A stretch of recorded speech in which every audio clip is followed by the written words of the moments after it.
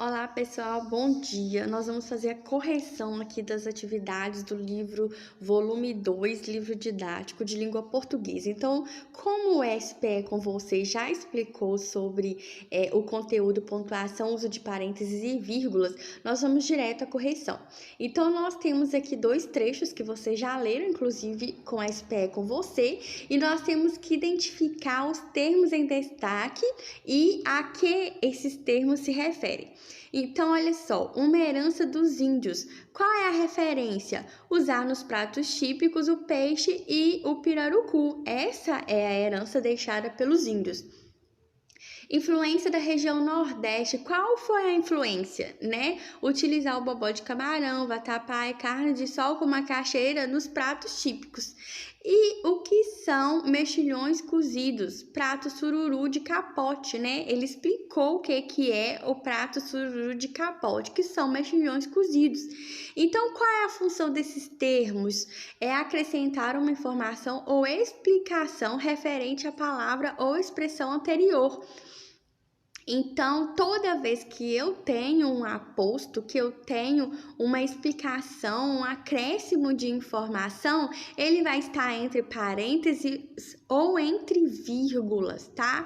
E quando a gente tem essa situação, a gente já sabe, né, estudando aqui, que ali teve uma explicação, um acréscimo de informação ali para te falar algo mais sobre a expressão, a palavra utilizada naquela frase. Qual é o sinal de pontuação que separa esses termos do restante da frase? Na questão 1, nós tivemos parênteses, mas a gente vê muito no nosso cotidiano, nas nossas leituras, o uso de vírgulas, tá? Para representar o aposto. Então, aqui vem uma explicaçãozinha sobre o que é o aposto, né? Que é o que nós estamos vendo aqui agora. É o nome dado ao termo que se refere a um substantivo, um pronome, com a função de propor uma explicação. Por exemplo, Elisângela, vírgula, professora de língua portuguesa e história, vírgula, esteve no Colégio Tiradentes para dar aula para as turmas 501 e 502, ponto. Professora de língua portuguesa e história é uma informação sobre quem eu sou, é uma explicação sobre quem eu sou. Isso que está, essa expressão, né, que está entre vírgulas, é o que nós chamamos de aposto. Ele é muito tranquilo de entender. Vamos a mais exemplos aqui na questão 2, que a gente vai conseguir entender direitinho. Nós temos que sublinhar o aposto e circular a palavra ou expressão a que ele se refere nos trechos a seguir. Então, olha só, letra A. É destaque no artesanato feito à mão, então é a expressão, né, que nós vamos circular. E quem é o aposto aí para nos dar uma informação sobre artesanato feito à mão? Rede com vários tipos de bordados e rendas, por exemplo. Tranquilo, né? Letra B. Qual é a palavra que nós temos aí? Imigrantes, para explicar quem eram os imigrantes, como portugueses, italianos e japoneses. Então, veio explicar quem são esses imigrantes. Se veio explicar, se veio dar uma informação sobre esses imigrantes, é um aposto. Eventos, né? Há muitos eventos na capital. Quais eventos são esses? Virada Cultural e a Bienal do Livro. Então, veio nos dar informação sobre quais eventos são esses. Então, é aposto. Letra C. E ainda a Mumbuca. O que é Mumbuca? Comunidade de descendentes de escravos saídos da Bahia. Veio explicar o que é Mumbuca. Então, se veio explicar, se veio dar informações a mais, é aposto e ele vai estar entre parênteses ou entre vírgulas. 3. Reescreva as frases acrescentando um aposto, que deve vir entre vírgulas ou parênteses e explicar um termo anterior. Então, vamos lá. Deixa eu aumentar aqui para melhorar aí para vocês. Letra A. A culinária nordestina é rica em temperos. Olha a sugestão de resposta aí para a gente poder corrigir. A culinária nordestina, especialmente da Bahia e do Maranhão, é rica em temperos. Nordeste, nós temos vários estados. Nós demos como exemplo aí Bahia e Maranhão, certo? Da culinária nordestina. É rica em temperos. Se eu estou dando uma informação explicando quais regiões, estados do Nordeste eu estou me referindo, é aposto. A dança é conhecida em todo o Brasil. A dança Bumba Meu Boi, estou dando um exemplo, né, de dança, é conhecida em todo o Brasil. Então, se eu estou dando um exemplo, uma informação a mais, entre parênteses aí, aposto. Letra C. Os principais pratos do Mato Grosso são influenciados pelo Paraguai. Os principais pratos do Mato Grosso são influenciados pelo Paraguai, país vizinho do Brasil. Certo? Então, se eu dei uma informação a mais sobre o que é o Paraguai, sobre quem é o Paraguai aí no jogo do azar, é um país vizinho do Brasil, eu estou dando uma informação a mais, estou explicando, então é aposto. A culinária inclui feijão, tropeiro, paçoca de carne e doces. A culinária do estado de Minas Gerais, eu especifiquei que é do estado de Minas Gerais, eu te dei essa informação a mais, inclui feijão, tropeiro, paçoca de carne e doces. Então é aposto, tranquilo de entender aposto, é uma matéria gostosa, simples e fácil.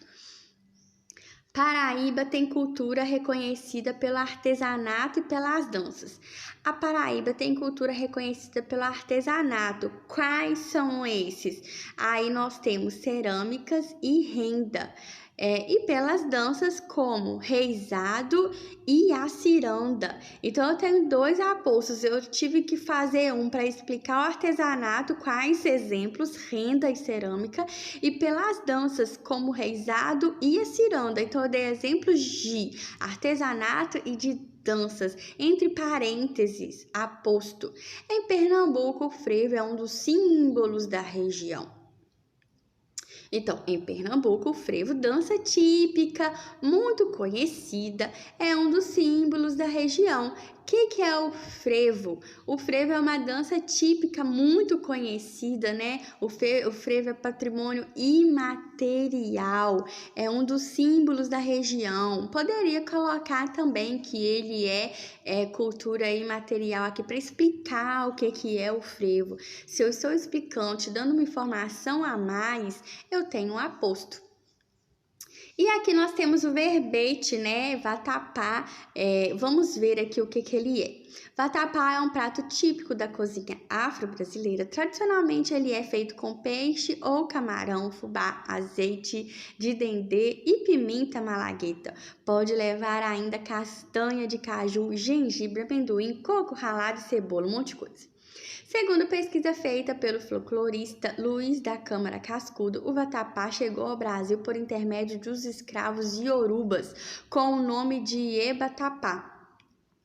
O compositor e cantor baiano Dorival Caymmi imortalizou a receita do prato na música chamada Vatapá, que começa assim: quem quiser vatapá, ou que procure fazer primeiro fubá, depois o dendê. A homenagem de Caymmi confirma a importância que a iguaria tem para o povo da Bahia. Atualmente, ele é consumido em muitas cidades brasileiras. Essa difusão trouxe variações ao prato. Em algumas regiões fazem o vatapá de carne, em outras trocam a pimenta malagueta por outra mais suave, ou substituem o dendê por azeite de oliva. O vatapá é utilizado também para rechear outro quitute, típico da Bahia, que é o acarajé. O modo de fazer o acarajé da Bahia também é patrimônio imaterial. Cultura, faz parte da cultura imaterial, certo? Então, olha só, a questão desta página, ela é particular de cada um. O que você deveria fazer, né? Que eu espero que já esteja pronto. Colete informações sobre uma das palavras destacadas em textos e materiais diversos. Pode procurar na internet à vontade que você vai achar o que é dendê, pimenta malagueta, folclorista, iorubás, eu acho que deve ser a pronúncia, compositor, difusão, prato, quitute. Então, você vai colocar a entrada do verbete, que é a palavra que você escolheu, alguma dessas aqui. Nós vimos que a entrada é a palavra, né, ou expressões que nós queremos descobrir o significado, que deve ser destacada e separada em sílabas, como vem nos dicionários, né? As palavras são separadas em sílabas. Indica a classe gramatical a que pertence essa palavra e o gênero dela, se é substantivo, se é adjetivo. Substantivo feminino, masculino. Escreva os significados da palavra. Você vai escolher uma só e vai escrever o significado dela de acordo com a pesquisa que você fez, tá? Enumere os significados da palavra de entrada com numeral cardinal, separando-os por ponto e vírgula, que é o que nós encontramos no dicionário, né? Significado 1, significado 2, significado 3 e todos aqueles que ela apresente. Você vai revisar o verbete criado e apresentar a versão definitiva para o professor. Então, essa atividade é tranquila, você pode pegar aí as palavrinhas, pesquisar sobre elas e montar como se fosse um verbete como nós estudamos. É tranquilo a atividade, ok? Resenha crítica. Então, vamos lá ao nosso novo gênero textual. As brincadeiras narrativas de Gianni Rodari. Vamos falar sobre ela um pouquinho aqui, então. Gianni Rodari é um dos mais férteis escritores da literatura para crianças que a Itália já produziu. Ele recebeu o Nobel da Área, o prêmio Hans Christian Andersen, em 1970. E sua obra, criada em um programa de rádio entre 1969 e 70, é realmente eterna, porque sua imaginação cala fundo nas crianças de todos os tempos. Essa coletânea de 20 histórias curtas, imaginativas e cheias de humor são um excelente exemplo de como ele criava e funcionam como um jogo de cartas. Cada história parece se embaralhar do meio para o fim, propondo para o leitor 3 finais inusitados, diferentes e divertidos. Alguns finais são mais lógicos, outros mais surpreendentes. Desse modo, o leitor se vê às voltas com uma chuva de chapéus, um cachorro que pia e deseja aprender a latir, um tambor mágico que afasta ladrões, fantasmas desaparecidos, casas feitas de moedas de 5 continentes, uma cidade que fica sem automóveis que são encantados por flautistas e tantas outras histórias. Essa é uma ótima leitura que serve como mote para a criação de redações em prosa ou mesmo poesia em sala de aula, uma publicação para ser lida em voz alta ou mesmo para ser dramatizada nas aulas de português das 2ª e 3ª séries do ensino fundamental. A propósito, entre os livros de Rodari, há um dedicado aos professores chamado A Gramática da Fantasia, publicado pela Sumos Editora, em que propõe exercícios de criação literária. Olha só, nós temos aqui um texto, né, que vem falando sobre Gianni Rodari e todas as histórias que ele inventou e escreveu. A resenha trata de que livro? Quem é o autor dessa obra? Histórias para Brincar, certo? Vem falando sobre esse livro, nos contando, né, quem é Rodari lá no começo, que é um dos mais férteis escritores, que ele ganhou Nobel, que sua obra criada em um programa de rádio entre 69 e 70 é eterna, porque sua imaginação cala fundo nas crianças de todos os tempos. Então, venho falando um pouquinho sobre ele, as conquistas, né, dele enquanto escritor. E depois veio falando sobre histórias para brincar, né? O que traz essa coletânea? Todas as histórias, né, imaginativas, com os finais lógicos ou surpreendentes. Então, nós temos uma resenha, né, como se fosse um comentário, falando sobre um livro, no caso, Histórias para Brincar, escrito por Gianni Rodari. O objetivo dessa resenha é informar ao leitor o conteúdo de uma obra e opinar sobre ela.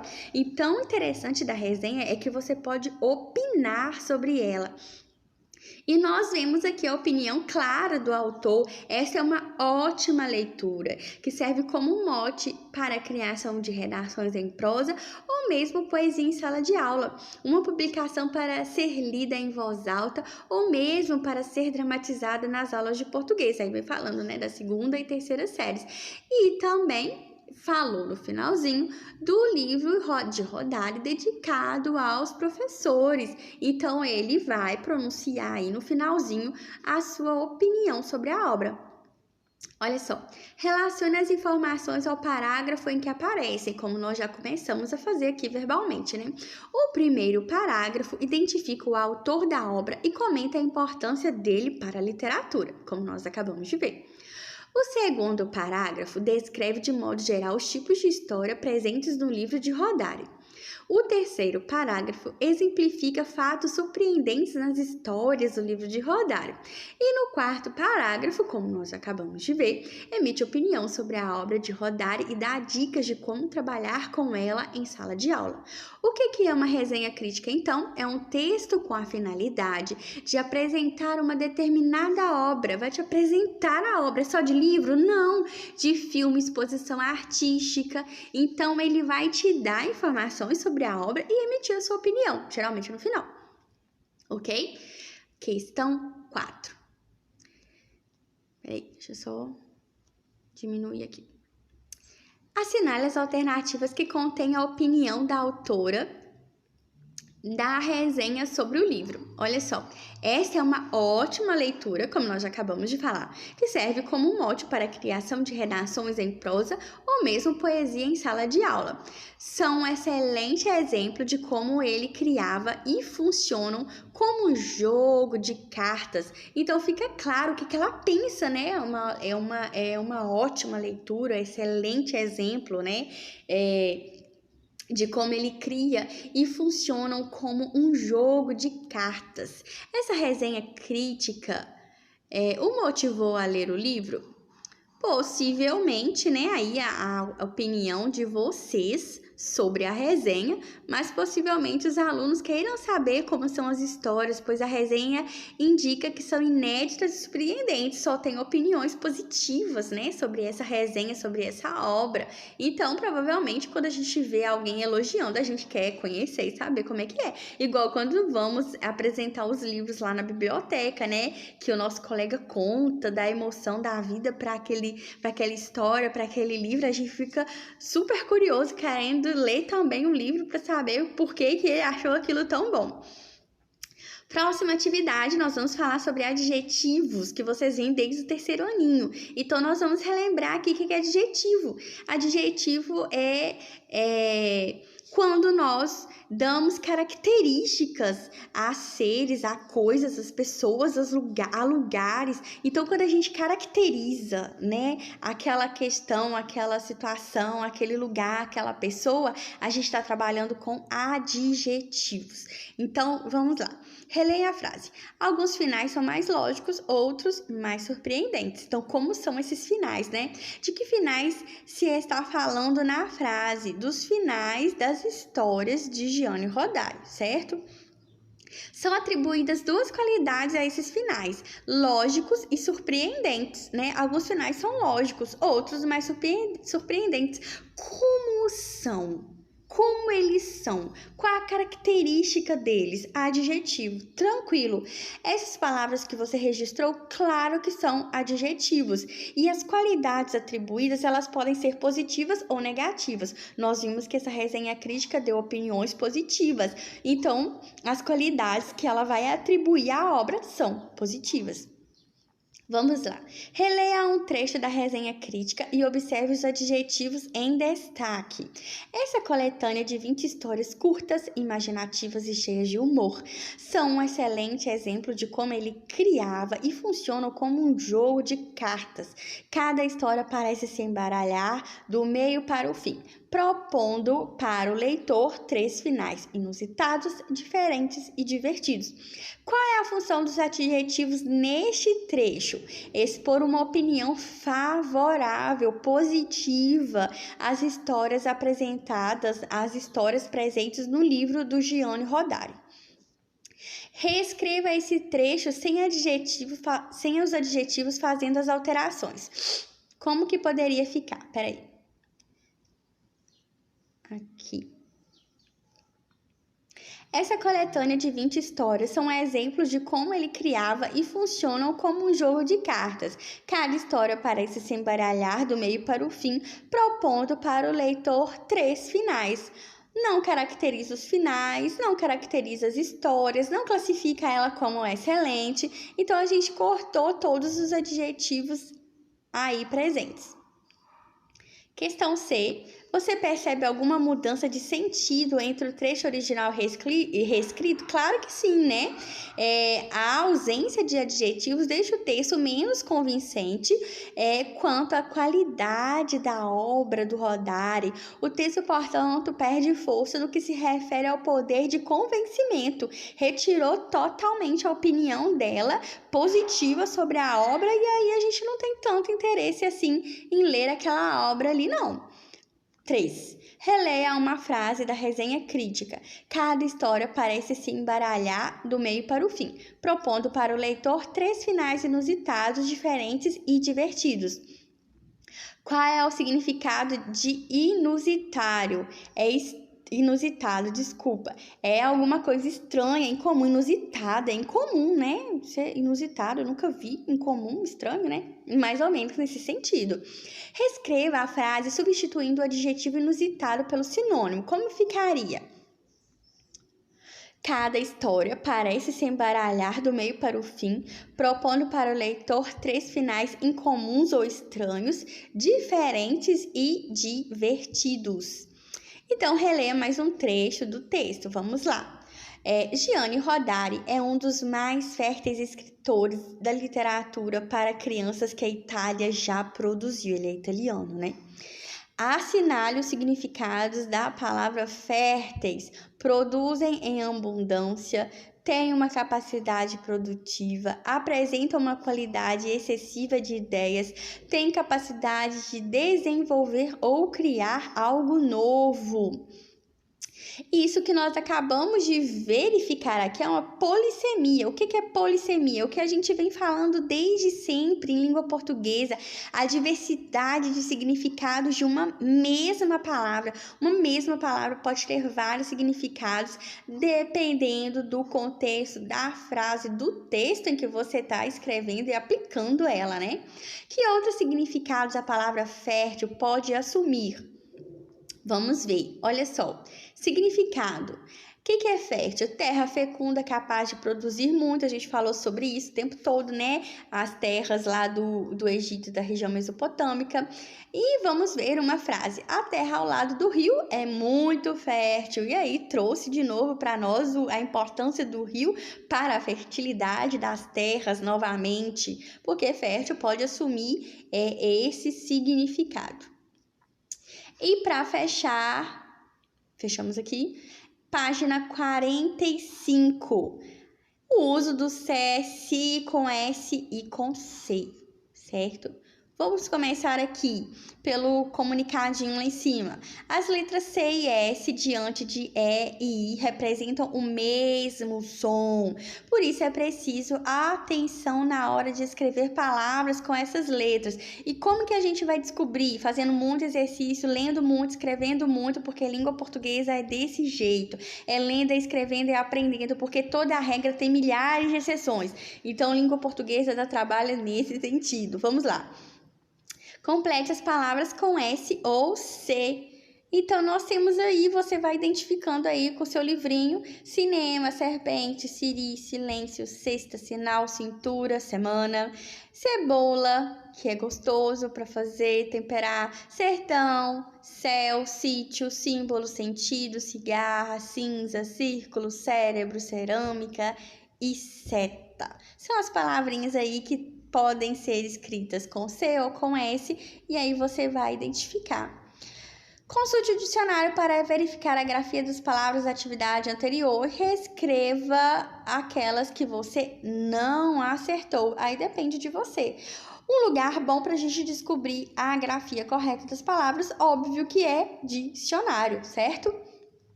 Então, você vai completar a tabela com as palavras que o professor vai ditar. A professora do SPE com você ditou as palavras e você vai verificar aqui no quadradinho, e vai ver se você acertou direitinho, certo? Aí é só você pausar o vídeo e ver se deu tudo certo aí para você. Verifique no dicionário a grafia das palavras digitadas pelo professor e anote aquelas que geram dúvidas, certo? As que geram dúvida para você, você vai identificar aí na questão 4.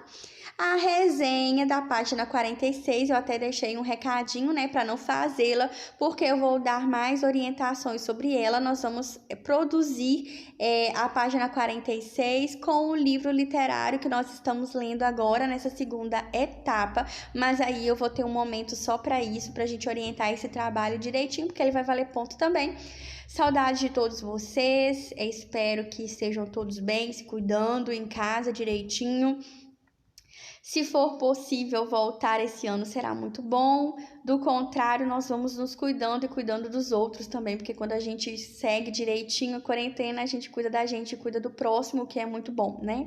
Então, assim, se não der, nós vamos continuar aqui juntinhos, mesmo distantes, mas o tempo todo juntos, tentando fazer um ótimo trabalho. Boa sorte para vocês, bons estudos e que fiquem todos bem.